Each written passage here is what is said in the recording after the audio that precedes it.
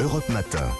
Thierry Dagiral. L'entretien politique de ce vendredi matin sur Europe 1, 8h14. Bonjour Stanislas Guerini. Bonjour. Ministre de la Transformation et de la Fonction publique. D'abord ce chiffre que l'on vient d'apprendre ce matin. La croissance française rebondit plus fort que prévu, plus 0,5% après un repli de 0,2% au premier trimestre.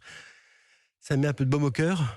Ça veut dire que quand on a une bonne politique économique, on ne la change pas tous les 4 matins. Ça veut dire qu'on poursuit notre objectif de valorisation du travail, d'une politique de compétitivité et d'attractivité pour la France.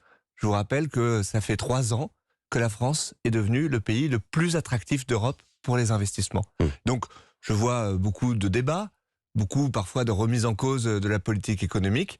Moi je crois qu'on a une politique économique qui non seulement nous permet d'avoir la croissance la plus importante au niveau européen, mais permet surtout de créer des emplois. Ça fait des décennies que nous vivons avec le chômage de masse. Nous avons la perspective du plein emploi. C'est pas maintenant qu'on va lâcher, alors on continue. Autre dossier ce matin, Stanislas Guerini, c'est bien sûr cette polémique. Hier soir, le président Macron a reçu à dîner le prince héritier saoudien. Il est à nouveau fréquentable. Vous utilisez le mot polémique, je n'utiliserai pas le même mot. L'Arabie Saoudite fait partie du G20. Il y a un bon nombre de crises, bon nombre de dossiers sur lesquels nous devons parler avec tout le monde. Je pense à l'Iran, je pense à la Libye, je pense au Liban, je pense à la lutte contre le terrorisme islamiste.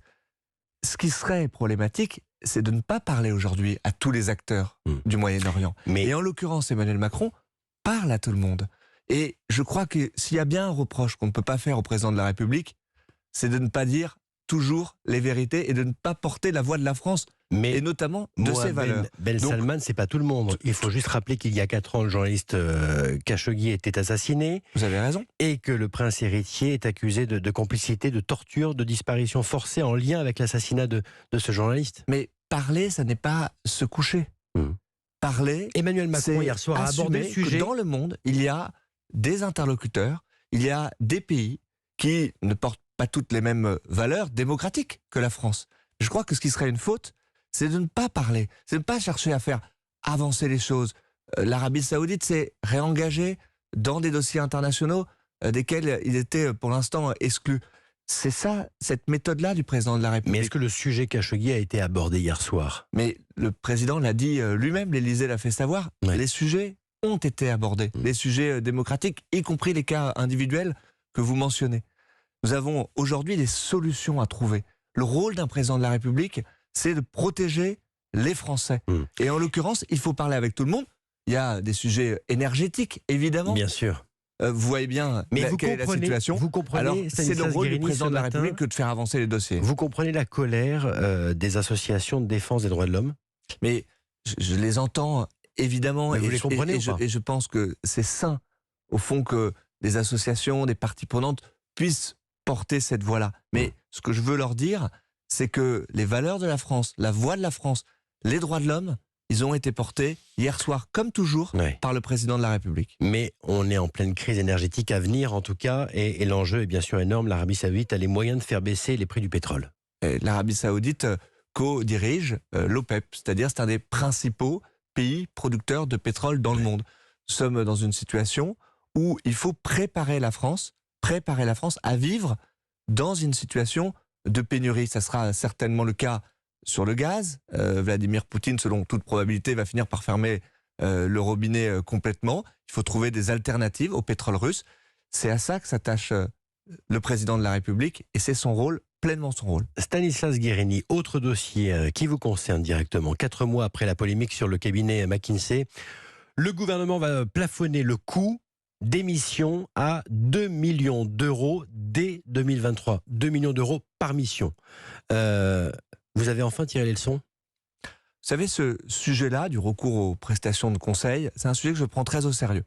Je crois que c'est un sujet qu'il ne faut pas laisser aux populistes, qui sont ceux qui veulent toujours affaiblir l'État. Moi, je veux le renforcer. Je veux que nous puissions faire ce qu'il est bon de faire, c'est-à-dire parfois avoir recours à un prestataire extérieur. Ce n'est pas un mal en soi, mais nous avions besoin de renforcer les règles, de renforcer le cadre il n'y avait pas des de plafond, recours aux prestations de conseil. Il y a ce sujet-là, du recours aux prestations en encadrant mieux les plafonds.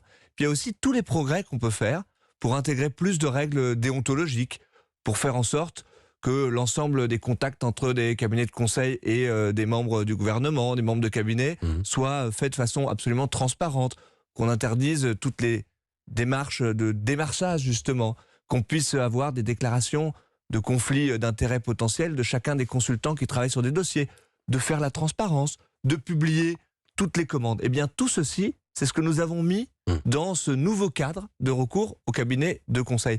Moi, je pense qu'il faut prendre ces sujets au sérieux, parce que c'est une façon, au fond, de réarmer notre État. Parce que nous avons besoin parfois de nous appuyer sur des conseils extérieurs, mais nous devons le faire dans un cadre déontologique, dans un cadre de transparence qui est renforcé. C'est chose faite avec ce nouvel accord cadre. Vous voyez que nous progressons. Nous l'avons fait d'ailleurs en tirant des enseignements, en s'appuyant sur les recommandations qu'avaient fait les parlementaires qui avaient travaillé là-dessus. Je pense que c'est aussi l'état d'esprit de ce quinquennat-là que d'aller chercher les bonnes idées. Quand elles ont été mises sur la table, il y avait un boulot qui avait été mené, on en a tiré aussi les conséquences. Qu'on comprenne bien, qui va contrôler? Comment se fera le contrôle? Bien, nous avons au sein de mon ministère une direction qui pilote ces sujets-là, et donc qui va permettre d'encadrer les choses. Et puis il y a la haute autorité pour la transparence dans la vie publique qui pourra regarder par exemple des déclarations de conflits d'intérêts potentiels qui seront opposables si jamais il y a un problème. Moi je pense que ce qui était très important, c'est d'avancer à la fois sur des recommandations de déontologie, je viens de vous en citer quelques-unes, et puis sur les critères de transparence. Je disais que nous allions publier l'intégralité des commandes de la puissance publique, c'est bien normal, ça permet de faire progresser ce cadre-là. Je veux dire aussi que les données qui sont issues des missions de conseil, bien, elles doivent être transmises systématiquement à l'État, au ministère, et puis détruites dans les cabinets de conseil, parce que c'est à l'État, c'est à la puissance publique de pouvoir progresser à chaque fois qu'elle fait recours à un cabinet extérieur. Faites-moi une confidence ce matin. Est-ce que vous dites que ça a été une faute, ça a été une vraie erreur qui a plombé la campagne présidentielle? Non, je crois que beaucoup, à travers ce dossier-là, ont cherché à créer de la polémique et, en affaiblissant le gouvernement, au fond, ils affaiblissent l'État et notre capacité à avancer. C'est pour ça que je prends ce sujet très au sérieux. Oui, nous devons progresser. Je crois que c'est précisément ce que nous sommes en train de faire. Et il faut dire les choses en transparence. Vous voyez, je parle de transparence. Cet accord-là, il va être évidemment publié. Chacun pourra le regarder. Les parlementaires qui ont travaillé sur ces questions-là, ils pourront nous donner leur retour. J'ai reçu récemment les sénateurs et sénatrices qui avaient présidé la commission d'enquête parlementaire au Sénat. Bien, je continuerai à échanger avec eux. Ils ont déposé une proposition de loi. Je leur ai indiqué que j'avais la volonté de pouvoir avancer avec eux et aboutir avec eux, y compris sur leurs propositions législatives. Le pouvoir d'achat à présent, les fonctionnaires dont vous avez la charge obtiennent une hausse de salaire de 3,5%. C'est un rattrapage?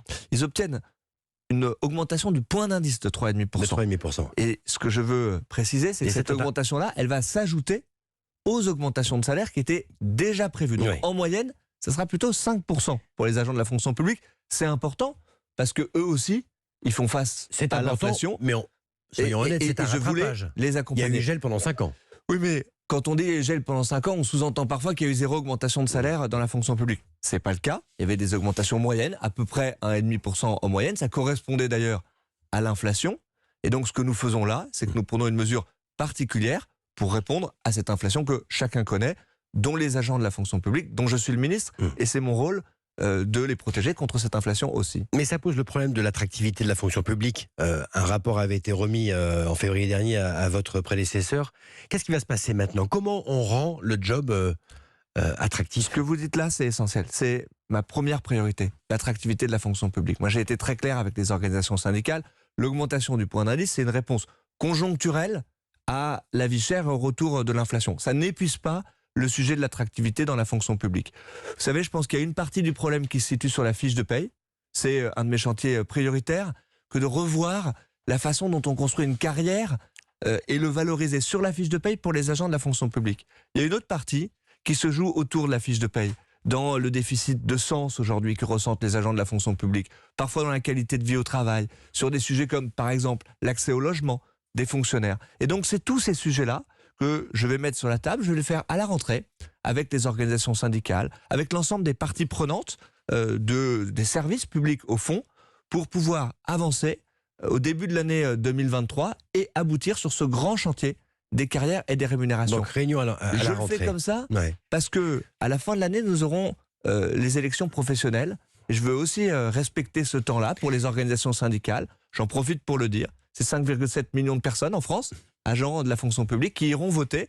Il faut réussir ce moment démocratique. Je voudrais qu'on évoque un dernier point. Vous étiez hier avec Elisabeth Borne dans les Vosges pour lancer 400 maisons de France Service en plus. Ça sera 180 en plus, mais c'est déjà pas mal. On sera quasiment à 2400 maisons France Service dans le pays. Ces maisons France Service, racontez-nous ce que c'est, parce que ça c'est vraiment intéressant, ça touche les territoires. C'est une réponse à ceux qui se sentent éloignés des services publics. Le président de la République avait fait une promesse au lendemain du grand débat national, c'est de remettre des services publics accessibles pour tous les Français.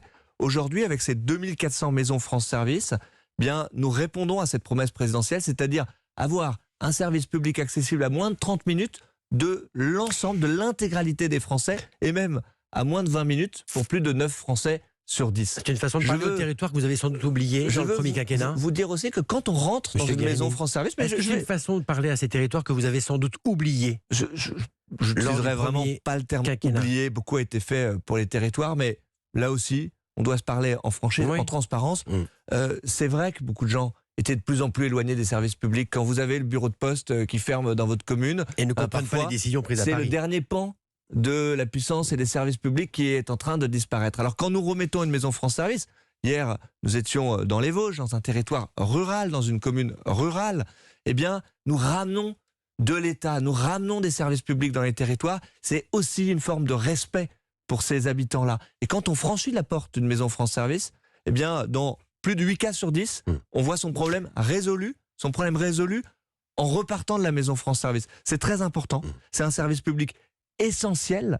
Nous sommes en train, au fond, d'inventer un nouveau service public aussi pour aller vers nos concitoyens, les former au numérique. Il y a 4000 agents, conseillers numériques France Service qui avaient été mis en place pendant la crise sanitaire. Ce que je veux dire ce matin à votre micro, c'est que nous avons pris une décision qui est de pérenniser ces emplois-là. Ce service public de lutte contre la fracture numérique, ben nous voulons faire une priorité. Nous allons continuer. Et je dis ce matin aux 4000 agents conseiller numérique France Service, on continue avec vous parce que vous faites un boulot formidable pour les Français. Le ministre de la Transformation et de la Fonction publique, Stanislas Guerini, ce matin sur Europe 1. Merci à vous. Merci à vous. Bonne journée.